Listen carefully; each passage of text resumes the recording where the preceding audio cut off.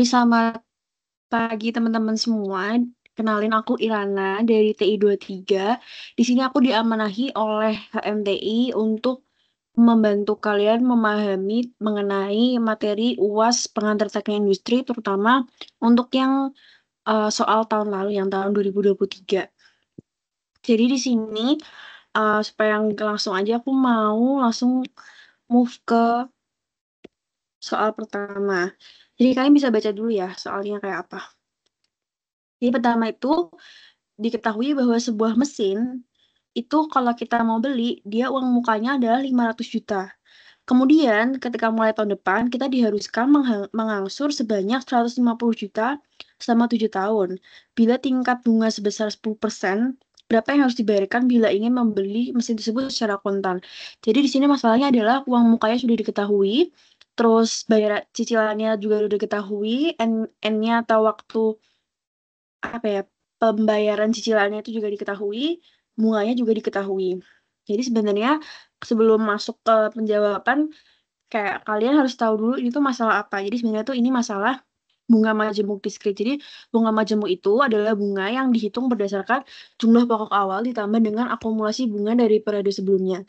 Jadi misal pada tahun pertama kalian bayar itu bayar uang muka itu misal 100.000 ya. Terus dengan bunga dengan bunga 10%, kalian tuh pada tahun kedua akan membayar 110.000. Terus misalnya tahun ketiga, ya udah berarti 110.000 dikali 110%. Supaya kalian tahu cicilan di tahun ketiga. Jadi kayak gitu. Singkat aja supaya kalian nggak bingung. Nah, kalian tuh harus tahu apa yang, kayak notasi-notasi yang digunakan untuk menghitung itu tuh apa aja. Karena kalau kalian bingung, kalian nggak akan bisa mengerjakan. Yang pertama adalah itu adalah tingkat bunga efektif per periode. Jadi ini simpelnya aja ya udah tingkat bunga yang biasa diketahui di soal. Jadi kayak bisa 2%, misal 3% per tahun atau 10% per tahun gitu. Terus N itu adalah jumlah periode permajukan. Jadi gampangnya ini tuh adalah kayak lama cicilan itu harus dibayar gitu. Misal bisa aja 10 tahun atau misal kayak 1 tahun gitu. Jadi sebenarnya tuh jumlah periode permajukan ini tuh nggak harus tahun tapi bisa jadi bulan. Jadi tergantung sama soalnya gitu. Tapi kalau yang di soal yang kita kerjakan itu bunganya per tahun. Terus P itu adalah nilai sekarang atau present worth. Jadi ini tuh kayak nilai barang tersebut tahun ini kayak yang sekarang banget atau misalnya biasanya digambarin sebagai uang muka kayak di soal ini juga. F itu adalah nilai mendatang future worth. Jadi biasanya tuh ini tuh kayak misal pada tahun ketiga itu dia nilainya berapa gitu setelah bunga gitu. Dan A itu adalah aliran kas berurutan atau annual worth. Jadi ini tuh lebih kayak ke cicilannya. Kayak misal tahun kedua kalian tuh harus nyicil 17 juta. Atau misal kalian harus nyicil 10.000 gitu. Walaupun uang mukanya 100.000 gitu misal. Jadi tuh ini kayak jumlah cicilan yang harus dibayarkan selama N waktu gitu. Dan dari soal itu kalian tuh bisa simpulin bahwa sebenarnya tuh yang diketahui adalah P. Jadi kita bedah satu-satu ya. Sorry. Nah, jadi yang pertama adalah uang muka. Uang muka ini artinya apa? Tadi kan aku udah bilang, uang muka itu masuknya ke P atau present worth. Jadi dia harganya sekarang itu berapa? Uang mukanya berapa? Berarti 500 juta. Jadi P ini, 500 juta ini adalah sebagai P. Kemudian, mulai tahun depan diharuskan mengangsur sebesar 150 juta selama 7 tahun. Jadi ini tuh sebenarnya tergantung ya, kayak belum tentu 150 juta tuh kayak kalau udah soal kayak gini pasti per tahun gitu. Jadi biasanya tuh ada yang kayak ditulisin misal 100.000 per bulan atau 20.000 per bulan gitu. Tapi karena ini 150 juta, terus kayak nggak mungkin 150 juta tuh per bulan. Kenapa nggak mungkin? Karena uang mukanya tuh 500 juta. Jadi nggak mungkin masa dia nyicil 150 juta sampai 12 setahun aja dia udah bisa kayak 6 miliar gitu kan. Jadi nggak mungkin. Kayak jauh banget dari uang muka gitu. Jadi ini aku simpulin bahwa 150 juta itu adalah bunga per tahunnya. Bunga per tahunnya. Angsuran per tahunnya. Terus diketahui bahwa berapa lama dia mencicil. Dia mencicil itu selama 7 tahun. Dan bila tingkat bunga sebesar 10%, jadi kita udah tahu ya, bunganya itu 10%. Lalu apa yang ditanyain? Yang ditanyain itu adalah kayak berapa yang harus dibayarkan apabila kayak kita itu ingin membeli mesin tersebut secara kontan. Nah, mesin dibeli secara kontan tuh maksudnya apa? Jadi maksudnya tuh adalah kayak kita tuh bayar cash. Jadi bayar cash tuh maksudnya adalah kayak dia bayar secara lunas langsung gitu. Terus langsung aja kita ke soalnya. Kayak yang tadi aku bilang, 500 juta itu sebagai P-nya. Dapat dari sini ya, dari uang muka. Terus A itu 150 juta dari besar angsuran. Itu 10% dapat dari diketahui bunganya. N 7 tahun. N 7 tahun dapat dari sini diketahui. Kenapa N itu 7 tahun? Karena eh kayak angsurannya itu per tahun kan. Jadi kayak maksudnya gimana ya? Satuannya itu udah sama gitu. Jadi kalau misal ini ternyata satuannya bulan atau misal kayak 100.000 per bulan. Berarti 7 tahun ini kali jadiin bulan. Jadi kayak satuannya itu harus sama. Supaya hasil hitungannya benar. Dan sebenarnya tuh ini udah ada ini ya, udah ada rumusnya aja sebenarnya kalian tinggal masukin ke rumusnya. Makanya sebenarnya tuh yang penting kayak kayak karena kalian tuh bakalan open book juga kayak tahun-tahun sebelumnya. Tapi kalau misalnya nggak open book kalian harus hafalin ini rumus-rumusnya yang ada di PPT itu ada di PPT semua. Dan kalian tuh harus tahu maksudnya P A N itu apa gitu. Supaya kalian bisa ngerjain gitu. Walaupun kalau misalnya kalian ngafalin doang tapi kalian nggak tahu arti notasinya, kalian nggak akan bisa ngerjain juga. Jadi kan ini udah aku ini ya udah diketahui gitu. Kita tinggal masukin ke rumus ini. Jadi rumus utama itu sebenarnya ini. Terus ini apa? Ini tuh adalah rumus buat yang P per A, I persen N masukin ke sini. Jadi pertama adalah kita tulis dulu. P kan A-nya udah tahu ya 150 juta.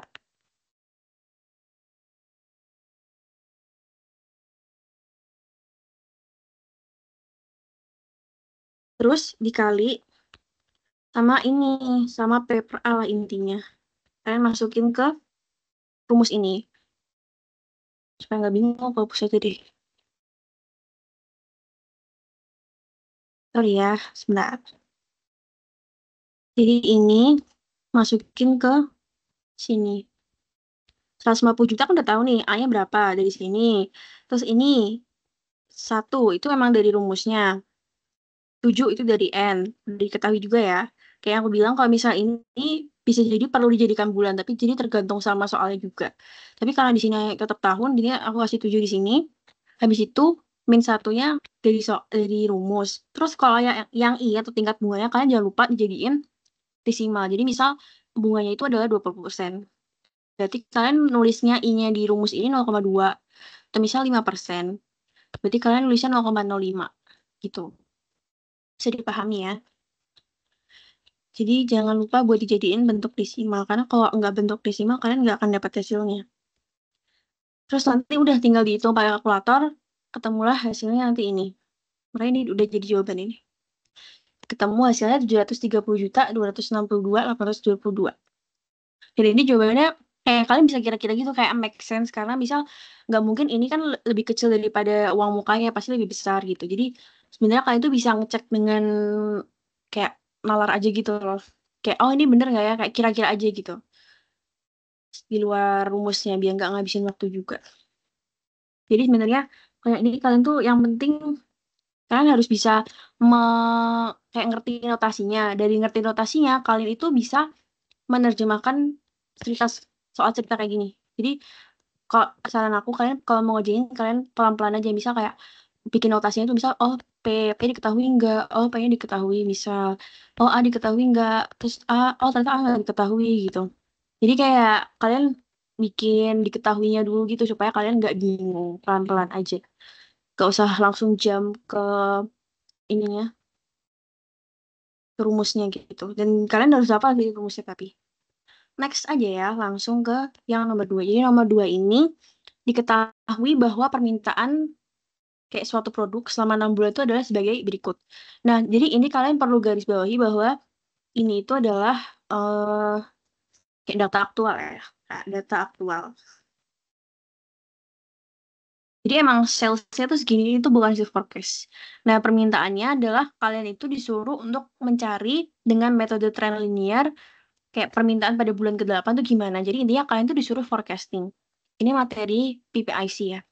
Jadi kalian bisa cek di PPT-nya juga supaya kalian bisa paham. Jadi pertama kalian tuh harus tahu kalau metode tren linear tuh udah ada ininya ya, udah ada rumusnya gitu ya.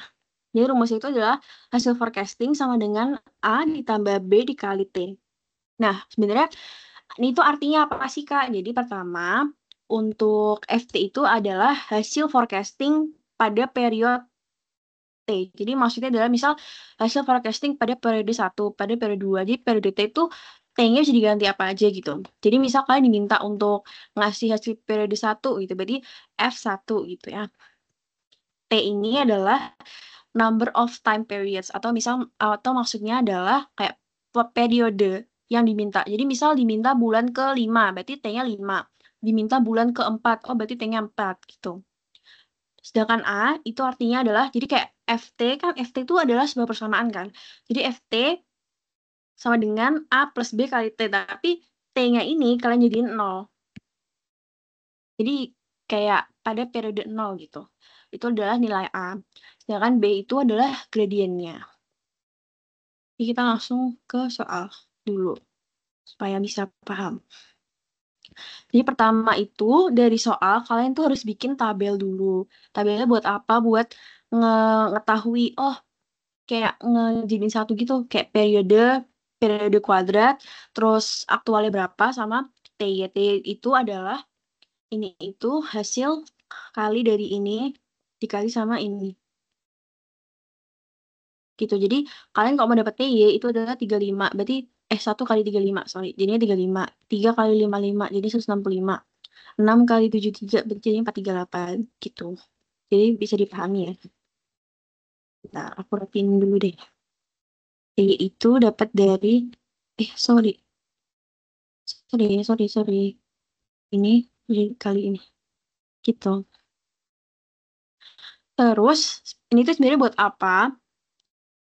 Ini tuh buat kalian ngitung B sama A. Karena kan sebelum kalian tahu sebelum kalian bisa nyari forecasting dengan metode trend linear ini, kalian harus bikin kayak persamaannya dulu, yaitu FT gitu. Dan kalian nggak boleh lupain kayak wajib ya, aku di sini wajib bikin supaya kalian nggak salah ngitung gitu. Dan jangan lupa di sigmain, sorry, di total. Ini total, ini di total, ini total, di total ke bawah gitu ya. Nah, terus kalian ini sebenarnya juga ada rumusnya B sama A. Jadi pertama itu kalau B itu didapatkan dari mengkalikan N dikali sama sigma T yang ini, terus dikurangi sama sigma T yang ini, sama ini dikali ini. Jadi Y itu sales ya guys. Gue nggak nutupin. Jadi Y itu sales. Terus ini juga per N dikali sigma T kuadrat dikurangi sigma T dikuadratin. Jadi sigma T kuadrat sama sigma T dikuadratin itu beda ya guys. Jadi sigma T kuadrat yang depan ini, yang depan itu adalah T kuadrat dulu, kamu dikuadratin semua dulu, semua periodenya, terus baru kalian tambahin jadi kumulatif gitu.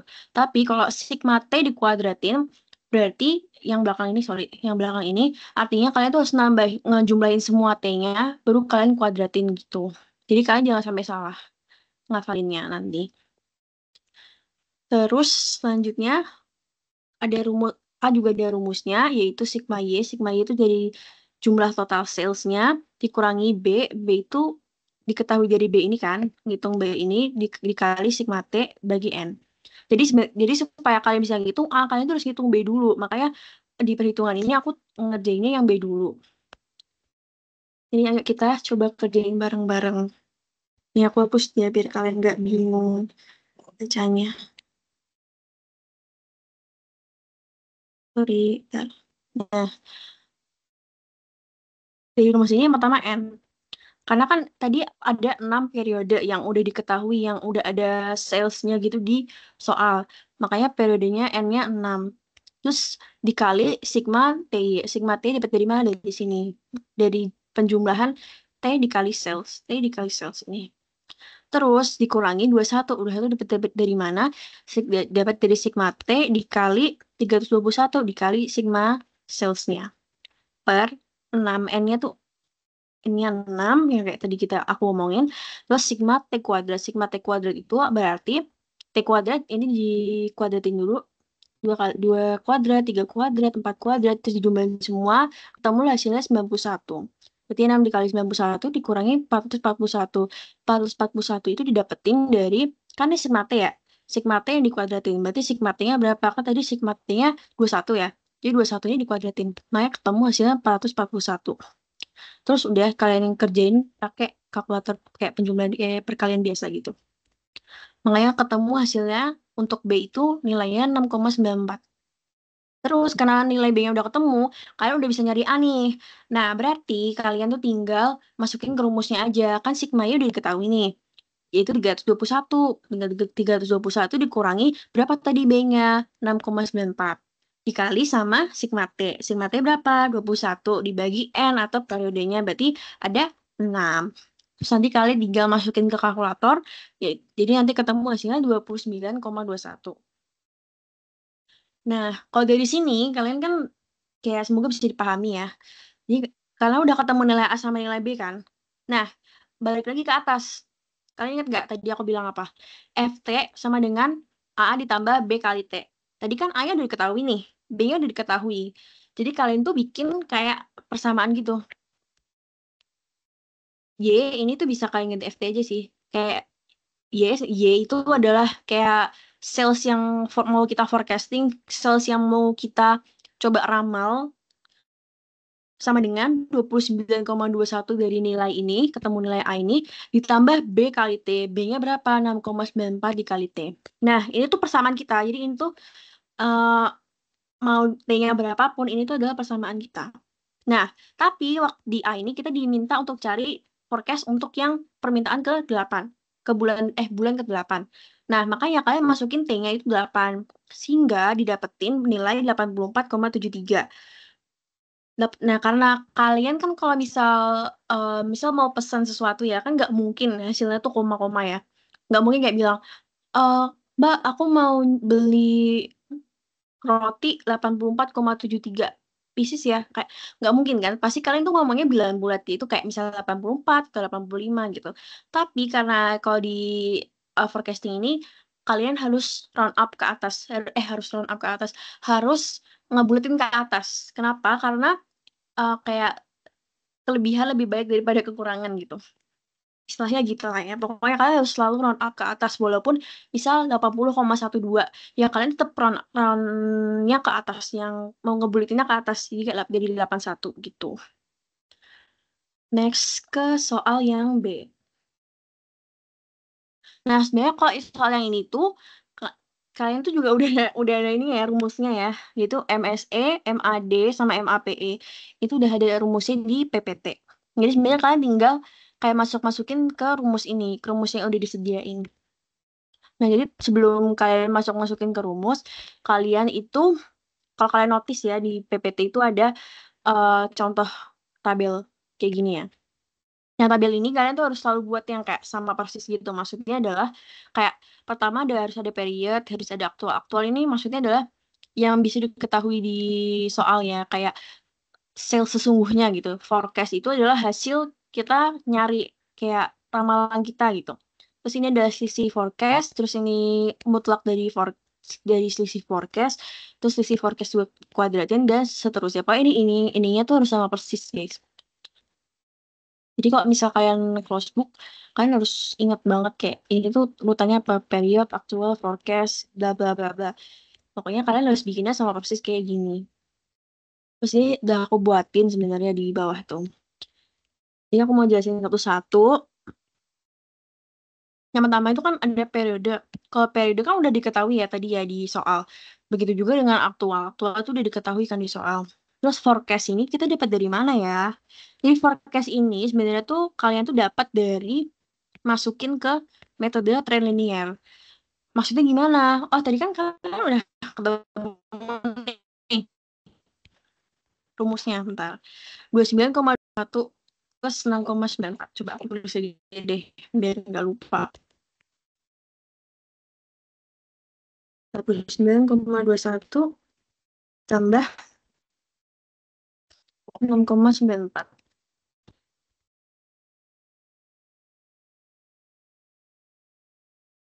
Nah, Jadi kalau kalian mau kayak yang dimaksud di forecast ini adalah kalian tuh tinggal masukin sebenarnya. Masukin apa? Masukin nilai T-nya.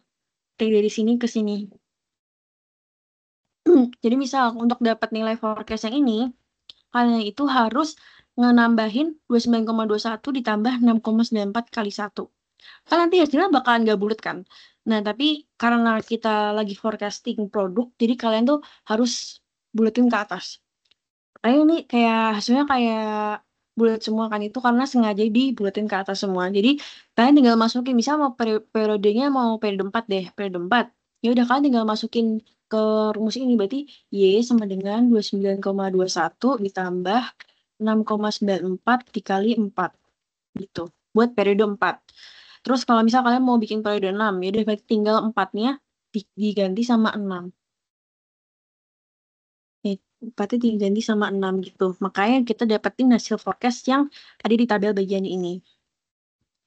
Nah, pada tabel bagian ini kalian jangan lupa untuk selalu bulatin ke atas ya, kayak yang tadi aku bilang. Terus selanjutnya adalah tabel yang bagian sebelah sini. Sebenarnya kalau kalian udah ketemu kayak tahu caranya periode, aktual, forecast, itu kalian tuh udah pasti bisa jawab yang ini ya. Yang A min F, ini gitu kan udah pasti bisa jawab. Jadi sebenarnya aku mau contohin satu deh. Contohin satu itu yang periode 4 deh. Nah, misal aktualnya kan 48 nih. Forecastnya 57. Berarti kalian tuh harus ngurangin 48 dikurangi 57. Jadi ini tuh disebutnya jadi kayak forecast error. Duh, ya. Forecast error. Jadi supaya nggak ngalangin deh, pokoknya kalian tahu itu namanya forecast error. Jadi kayak selisih forecast dengan aktualnya. Tapi itu dia rumus itu A2, jadi aktual dulu dikurangi sama forecastnya. Makanya ini dihasilkan min 9. Nah, nanti setelah min 9, kalian baru akan kayak ngemutlakin gitu, kayak absolutin nilai nilai A min F-nya. Makanya di sini jadinya 9. Dari yang tadinya min 9 jadi ke 9 karena dimutlakin. Habis itu A min F dikuadratin. Dia tinggal ngikutin rumus ini aja sih sebenarnya. Kayak A min F kan min 9 nih, dikuadratin jadinya 81. Terus ini juga sama. A min F itu adalah 9 dibagi sama aktualnya 48. Jadi 9 dibagi 48 dikali 100 terus didapetin nilai 15,79. Untuk yang ini kalian tuh nggak dibulatin ke atas tuh nggak apa-apa. Atau emang harusnya nggak usah dibulatin ya? Pokoknya kayak nggak usah dibulatin deh gitu. Selanjutnya adalah kalian mulai masuk ke perhitungan MSE, MAD, MAP. Kalian sebenarnya tinggal masukin ke rumus yang ini ya. Yang aku bikin ya yang aku bikin yang aku taruh di atas ini, yaitu adalah buat MSE itu adalah sigma akumulatif dari forecast error dikuadratin bagi sama T-nya atau periodenya. Jadi ini 361 dapat dari mana? Ini nggak aku tulis nggak aku tulis ulang ya karena ada ini kan udah kalian hitung nih. Ya kalian kumulatifin totalnya berapa? Kan 300, misal kalau di sini 361. 4 tambah 1, 4 tambah 1 tambah 16, tunggu. 4 tambah 1 tambah 16 tambah 81 tambah 4. Nggak mungkin nggak sih? Nggak mungkin 361 ya? Kayaknya salah deh ini. Coba kita hitung ulang deh. Kan berarti 4 tambah 1, 5. Tambah 16, 21. 21 tambah 81, 102. 102 tambah 1, 103 tambah 4, 107. Coba 107. Jadi berarti ini harusnya 107 guys. Aku ganti deh. 107. Terus makanya jadinya MSE-nya tuh adalah 107 dibagi sama 6. Yaitu 17,83. Terus untuk MAD-nya itu kalian dapetin dari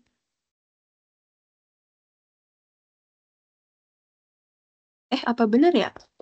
Benar ya guys. Oh enggak deh. Salah deh, salah bener-bener. MAD-nya itu kalian dapet dari sigma atau akumulatif dari apa ya namanya ya? A min F di apa ya namanya absolut dibagi sama jumlah periodenya. Terus ya udah tadi 19 kumulatif dari 2 tambah 1 tambah 4 tambah 9 tambah 1 tambah itu dan seterusnya dibagi sama jumlah periodenya didapetin nilai 3,17. Terus MAP-nya juga sama. MAP itu didapat dari 100 dikali sigma dikali kumulatif dari forecast error dibagi sama aktual dibagi sama periode.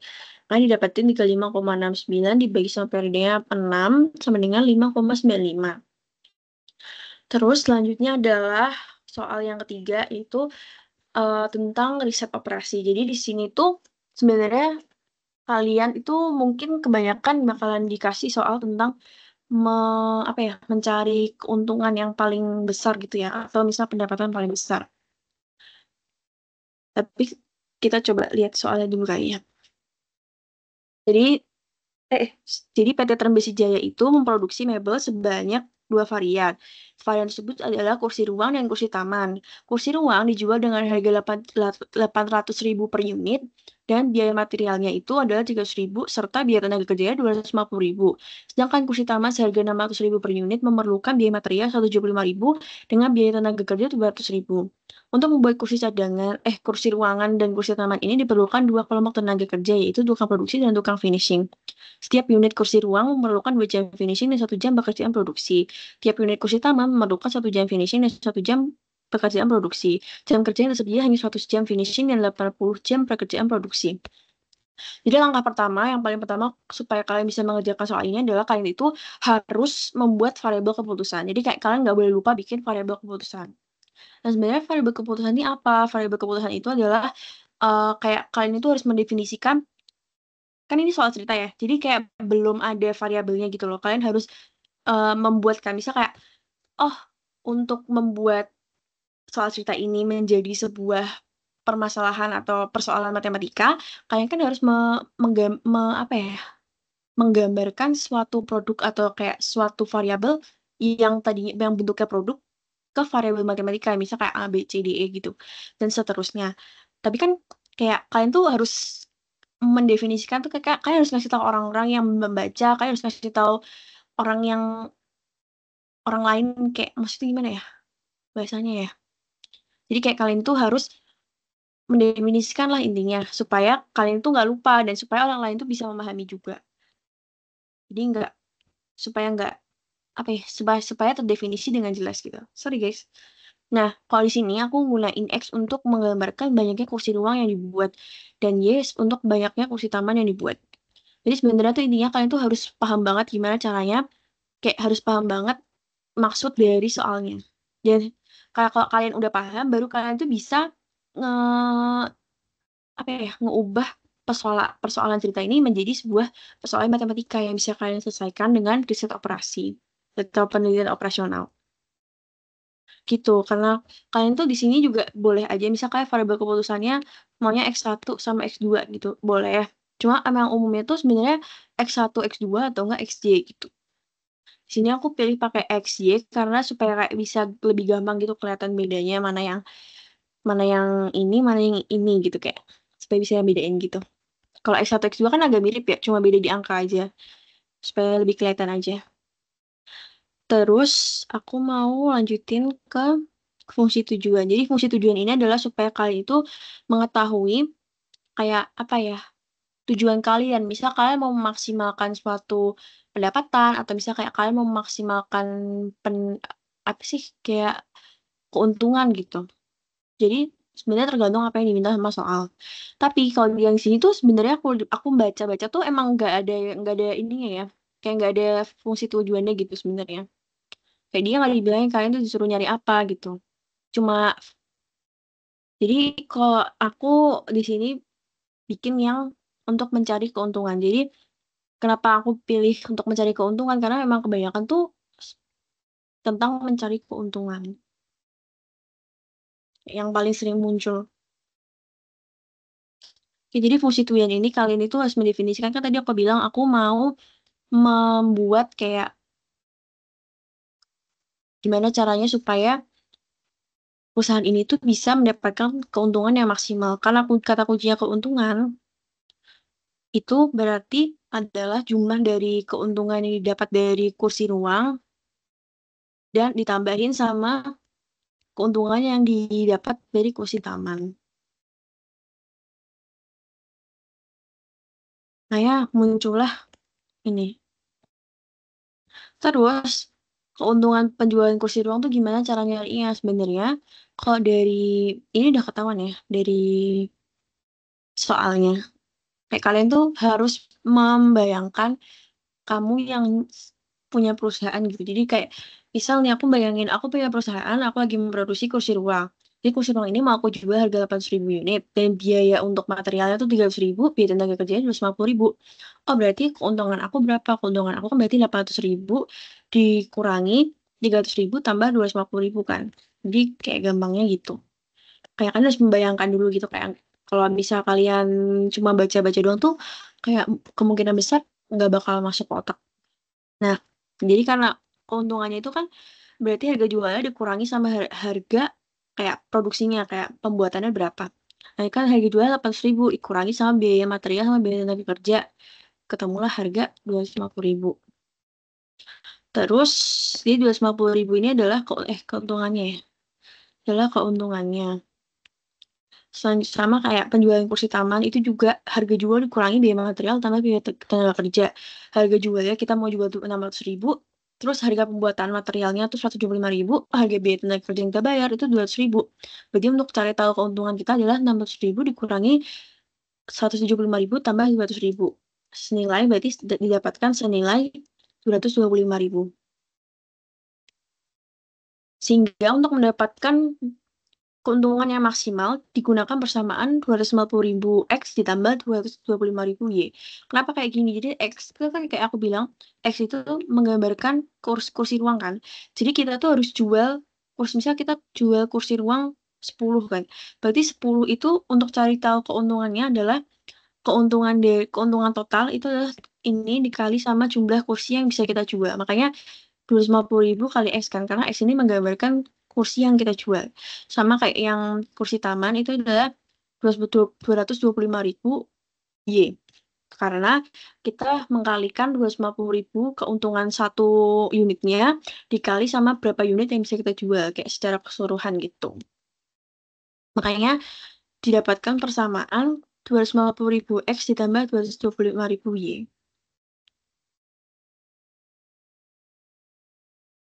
Nah, terus selanjutnya adalah kalian tuh harus mendefinisikan fungsi pembatasnya kan.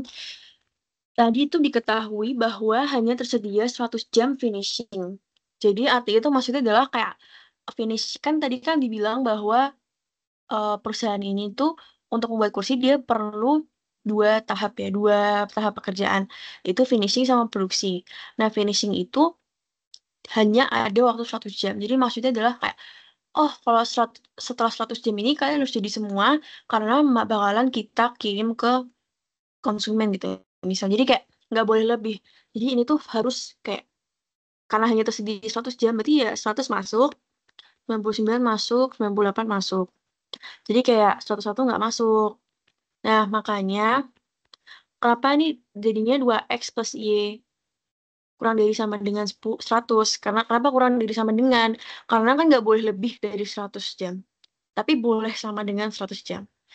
Kenapa 2X plus Y? Karena untuk kursi ruang itu diperlukan 2 jam, sedangkan kursi taman itu membutuhkan 1 jam. Nah, X itu kan menggambarkan jumlah kursi ruang yang akan yang berhasil dikerjakan kan. Jadi kayak untuk menggambarkannya, berarti 2 dikali jumlah, 2 jam dikali jumlah kursi ruang yang berhasil dibuat, ditambah kursi taman yang berhasil dibuat. Kenapa? Karena kalau kursi taman kan 1 jam, berarti kayak nggak perlu dikali apapun gitu. Misal 1 kursi 1 jam, 2 kursi 2 jam gitu ya. Kurang dari sama dengan 100. Terus selanjutnya sama, hanya tersedia 80 jam produksi. Kalau 80 jam produksi itu berarti tinggal kurang dari sama dengan 80. Karena 80-nya masuk, tapi 81 nggak masuk. Tapi 79 masuk. Jadi kayak kurang dari sama dengan 80. Karena kursi ruang 1 jam, kursi tambah 1 jam, makanya X plus Y. Terus jangan lupa buat bikin fungsi non negativity. Non negativity itu penting. Kenapa? Karena kalian tuh kan kalau misal mau bikin produk itu kan nggak mungkin ya. Misal kayak, oh saya mau bikin produk nilai negatif 5 produk gitu. Nggak mungkin kan. Pasti kayak 5 produk atau saya bikin 0 produk atau 1 produk. Jadi nggak mungkin negatif. Jadi X sama Y itu harus kita definisikan tidak negatif, yaitu lebih dari sama dengan 0. Jadi 0 itu boleh, tapi min 1 nggak boleh, 1 boleh, gitu. Nah, karena kalau untuk pengantar teknik industri itu dia menyelesaikan menggunakan metode grafis. Jadi caranya yang pertama adalah kalian itu harus mencari harga X dan Y untuk masing-masing persamaannya. Kan ini 2X plus Y kurang dari sama dengan 100 kan. Terus kalian bikin jadi 2X plus Y sama dengan 100. Terus kalian masukkan kayak misal X-nya 0. Kalau misal X-nya 0, berarti Y-nya berapa? Berarti kan Y-nya 100. Makanya jadilah ini. Terus sama kalau misal 2X plus Y-nya 0 sama dengan 100. Oh, berarti 2X sama dengan 100. Berarti X-nya 50. Makanya adalah ini, pernyataan ini. Begitu juga sama buat yang X plus Y kurang dari sama dengan 80. Kalian harus mendefinisikan X-nya 0 sama Y-nya 0. Jadi dua-duanya masuk. Nah, dari sini kalian masukkan ke grafik. Jadi kalian jangan lupa bawa penggaris buat bikin grafik. Jadi kalian nggak masukin misal 0,100 ya. 0,100 misal di sini. 0,100. Iya kan? 0,100 di sini. Sorry, di sini nggak deh. Misal di sini. Terus 50,0. 50,0 di sini. Sini kalian garis dulu. Gitu. Sorry, nggak rapi. Pokoknya garis dulu. Habis itu buat yang ekspresi kurang dari sama dengan 80, kalian bikin 80,0.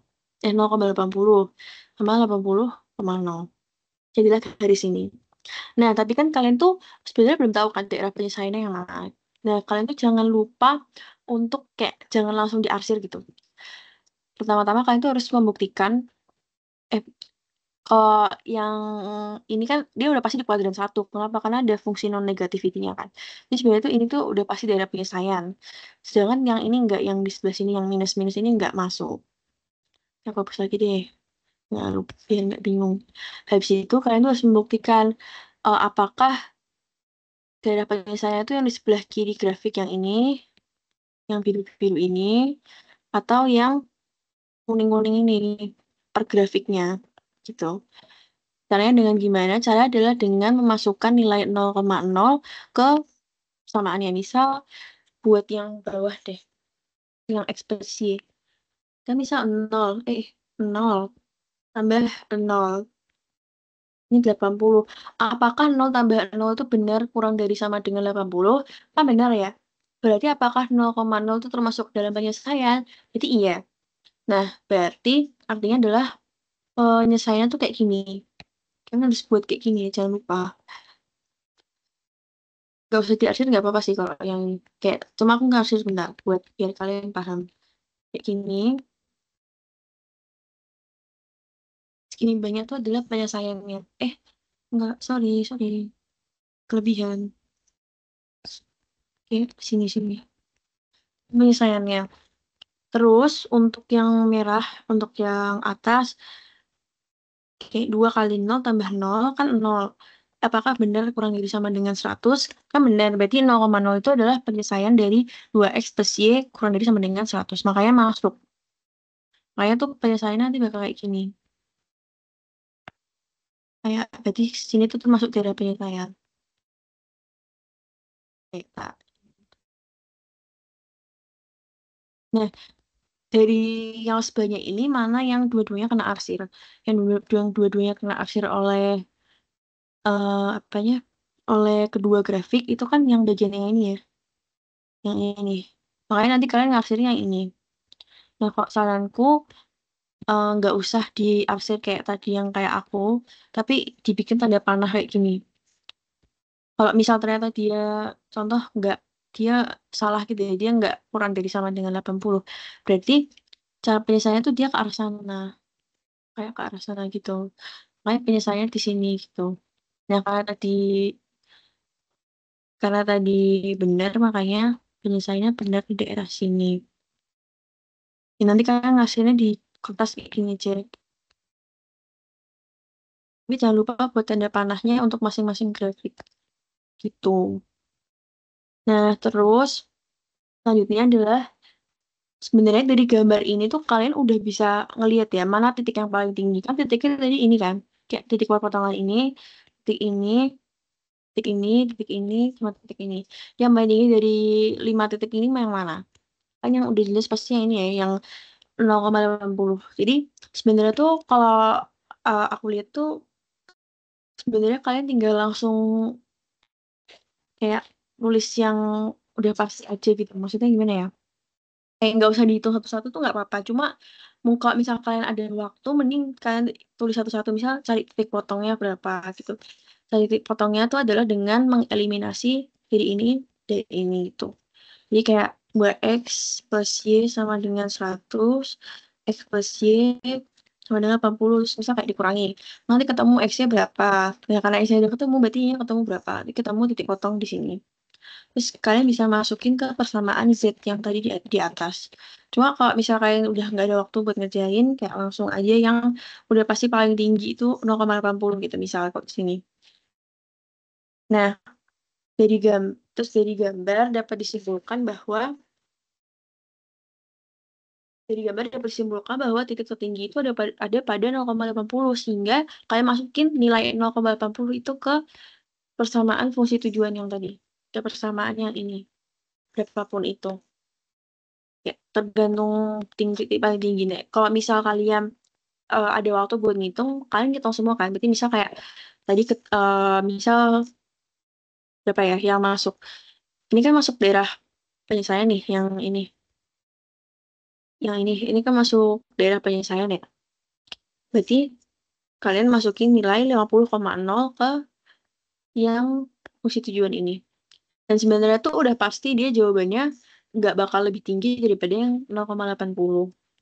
Karena dia titiknya tuh kayak rendah gitu loh kalau dibandingin sama 0,80. Jadi kayak udah pasti yang paling tinggi ya udah pasti ini gitu.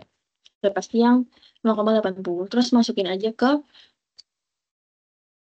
titik maksim apa sih yang tadi fungsi tujuan itu 250.000 x plus 225.000 y. Jadi kan x itu kan adalah 0,80 ya. Berarti x-nya 0 ditambah 225.000 kali 80 didapetin 18 juta.